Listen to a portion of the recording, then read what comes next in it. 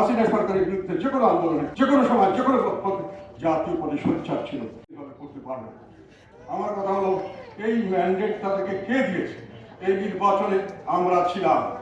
জাতীয় পার্টি আগা থেকে গোড়া পর্যন্ত শুধু নির্বাচনে নয়, তার আগে হাসিনা সরকারের বিরুদ্ধে যত ধরনের প্রতিবাদ করা দরকার, যত কিছু করা দরকার আমরা করেছি। আমাদের মানুষ শহীদ হয়েছে, আমাদের মানুষ জেলখানে গেছে, আমরা বিভিন্নভাবে হেনস্থার শিকার হয়েছি, তথাপি কিন্তু আমরা সরকারের বিরুদ্ধে খালি আমরা তো এই জুলাই আন্দোলনে শুধু না, তার আগে থেকে হাসিনা সরকারের বিরুদ্ধে যে কোনো আন্দোলনে যে কোনো সময় যে কোনো জাতীয় পদে সোচ্চার ছিল এবং জাতীয় পদে সোচ্চার এখন আছে।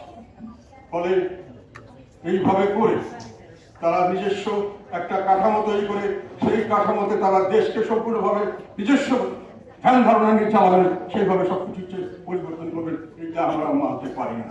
আমি মনে করি জনগণ তাদের কাউকে এই ম্যান্ডেট দেয় না, আমরা জনগণের অংশ, আমরা তাদেরকে এই ম্যান্ডেট দিই নাই। আমরা বিশ্বাস করি যে জনগণই একমাত্র সকল ক্ষমতার উৎস এবং জনগণই ঠিক করবে সেই জনগণ কি পদ্ধতি চলবে, কিভাবে তার জন্য যে সংবিধান আছে সেই সংবিধানের আলোকে যা কিছু পরিবর্তন তা করতে হবে। বসুন্ধরা টিস্যু, অশুদ্ধতার বিরুদ্ধে এক বিন্দুও ছাড় নয়।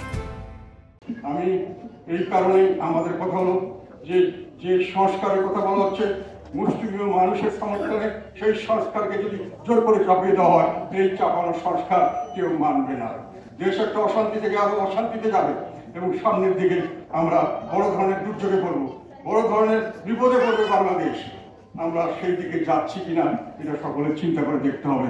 ক্ষমতার লোভ অনেক ভালো, ক্ষমতা ফটফল, আমি খুব সহজে ক্ষমতা পেয়ে গেলাম, অর্ধেক লোককে বাদ দিয়ে নির্বাচন করলাম এবং তারপরে কোনো কষ্ট করতে হলো না, বড় মন্ত্রী মিনিস্টার হলাম, কেউ ব্যবসা বাণিজ্য করে টাকা পয়সা করলাম।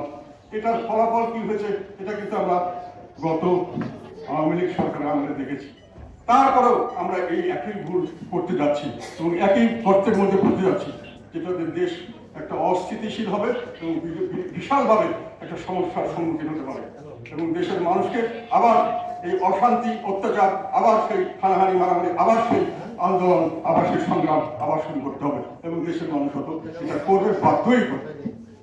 আমি মহিলাদেরকে এই জন্য বিশেষভাবে বলব, যারা সম্পূর্ণ ব্যবস্থাকে ভেঙে নতুন ব্যবস্থা সাজাতে চাচ্ছেন, সেখানে কিন্তু কতগুলো জিনিস খুব ডেঞ্জার আমাদের চোখে পড়ছে। আমাদের দেশের মানুষ মধ্যপন্থী, বেশিরভাগ মানুষ ধার্মিক, কিন্তু একই সঙ্গে সার্বিকভাবে মানুষের বসবাস করতে চায় একটা সহনশীল পরিবেশে, সবার সঙ্গে সকলে মিলে এবং একটা লিবারাল এবং মধ্যপন্থী গ্রুপ। তারা আমরা কেউ সাম্প্রদায়িক লোক নই। আমাদের দেশের সাধারণ মানুষ সাম্প্রদায়িক নয়। আমাদের দেশের সাম্প্রদায়িক দল চাপিয়ে দেওয়া মানে আমি মনে করি যে একটা যে পোশাক আমাদের জন্য সুটেবল নয়, সেই পোশাকে জোর করে আমাদেরকে